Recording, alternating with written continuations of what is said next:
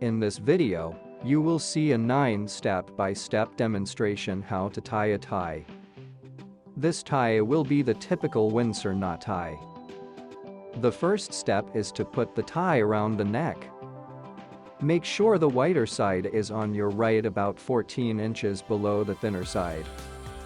This particular knot will use more cloth than usual, so the lower end should be as low as possible.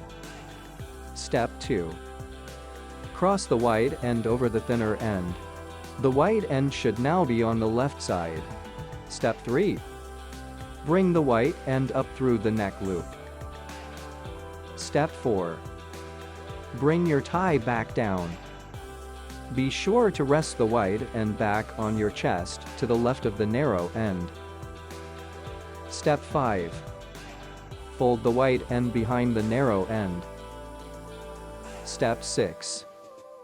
Fold the wide end over the narrow end. Fold it back over from right to left, so the front side is visible again. Step 7. Pull the white end through the neck loop from below.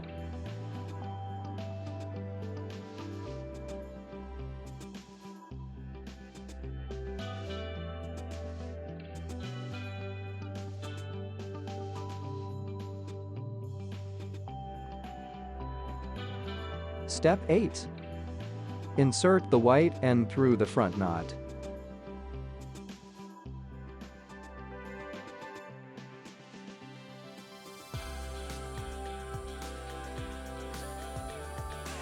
In the last step, tighten the knot. Hold the base of the front knot and squeeze gently from the sides. Slowly pull the wide end of the tie to bring the knot closer to the neck.